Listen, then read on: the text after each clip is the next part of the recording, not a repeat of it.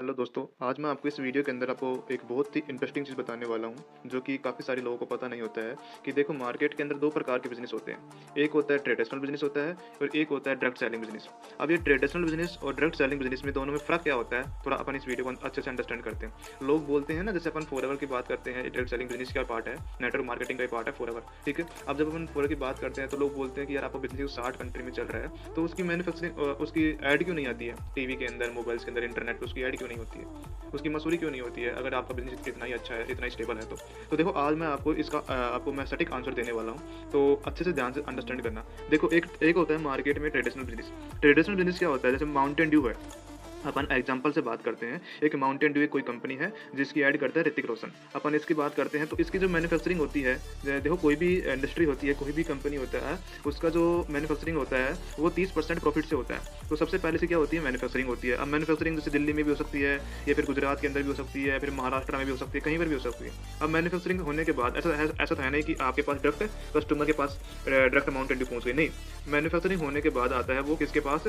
National distributor के पास आता है, ठीक है? अब नेशनल डिस्ट्रीब्यूटर के पास आने के बाद में वो पहुंचता है अपने रीजनल डिस्ट्रीब्यूटर के पास में, ठीक है? रीजनल डिस्ट्रीब्यूटर के पास में आने के बाद में वो होता है होलसेलर के पास, जिनके बड़े बड़े गोदाम होते हैं, उनके पास आता है। देन उसके बाद आता है रिटेलर के पास, जो अपने लोकल एरिया में जो जिनकी दुकान वगैरह होती है ना, उनके पास आता है। और वही अपने को मार्केट में कैसे पता लगेगा कि मतलब कि माउंटेन ड्यू पेप्सी आई है? इसकी ऐड होती है सबसे पहले, फिर उसके बाद में क्या होता है, कस्टमर तक वो अपने पास प्रोडक्ट पहुंचता है। ये होता है ट्रेडिशनल बिजनेस। जैसे माउंटेन ड्यू बन रही है, आप चेक करना गूगल पे, देखो कोई भी पेप्सी होती है ना, वो 1.5-2 रुपए के अंदर बनती है।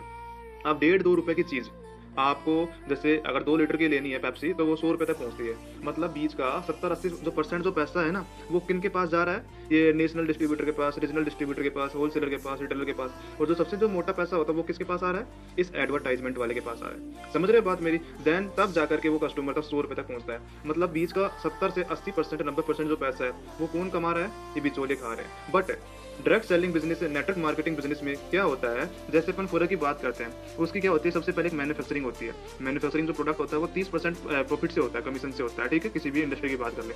जैसे अपन फॉरएवर की बात करते हैं, जिसमें अपन बोलते हैं एफबीओ, ठीक है? अब इसमें क्या होता है? मैन्युफैक्चरिंग होने के बाद ना तो इसकी ऐड हुई, ठीक है? ना ये नेशनल डिस्ट्रीब्यूटर को पकड़ा इसने, ना इसने रीजनल डिस्ट्रीब्यूटर पकड़ा, ना होलसेलर को पकड़ा, ना रिटेलर को पकड़ा, ना एडवर्टाइजमेंट। जैसे बड़े-बड़े एडवर्टाइजमेंट आते हैं ना, जैसे एमएस धोनी बात करता है, किसकी बिसलरी पानी के बारे में बात करता है, उसका ऐड करता है। नवरत्न जो तेल होता है उसका ऐड कौन करता है? अमिताभ बच्चन करता है। फिर उसके बाद माउंटेन ड्यू की ऐड कौन कौन कर रहा है? ऋतिक रोशन कर रहा है। भाई डर के आगे जीत है, पहाड़ छलांग लगा देता है, वो मार देता है, ठीक है? ऐसे करता है। लक्स साबुन की ऐड कौन कर रही है? कैटरीना कैफ। मतलब अपन क्या है, जो ये 70% जो पैसा है ना, जो मोटा पैसा जो एडवर्टाइजमेंट कर रहे हैं, यानी कि ऋतिक रोशन, सलमान खान, शाहरुख खान, कैटरीना कैफ, वो कौन है? अपन एफबीओ है। मतलब जो पैसा 70% पैसा, यानी मार्केट में लाख करोड़ रुपए जो ये बिचौले खा रहे थे, वो पैसा किसके पास आ रहा है? वो एक एफबीओ के पास होता है। इसलिए बोलते हैं कि नेटवर्क मार्केटिंग के अंदर कम उम्र में लोग लाखों लाखों रुपए, करोड़ रुपए कमाते क्यों हैं? लाखों रुपए का पैकेज लेते हैं, वो कैसे लेते हैं? इसी ट्रेडिशनल बिजनेस और डायरेक्ट सेलिंग बिजनेस के डिफरेंट में यही होता है, ठीक है? समझ में आया? तो मतलब किस प्रकार से ट्रेडिशनल बिजनेस होता है मार्केट में, और डायरेक्ट सेलिंग बिजनेस होता है किस प्रकार से। अब ये एफबीओ के पास से डायरेक्ट किसके पास आता है? कस्टमर के पास आता है। ये होता है अपना डायरेक्ट सेलिंग बिजनेस। समझ में आया? 70% जो पैसा मार्केट में जा रहा था, वो पैसा कौन कमा रहा है? ये एफबीओ कमा रहा है, पूरा बिजनेस ओनर, अपन कमा रहे हैं। ओके गाइज, तो सो आपको इस वीडियो के अंदर आपको पता लगेगा कि ट्रेडिशनल बिजनेस क्या होता है और डायरेक्ट सेलिंग बिजनेस क्या होता है। सो आपको सबसे बढ़िया पार्ट क्या लगा, सो वो मेरे को कमेंट में जरूर बताएं। Okay guys, all the best.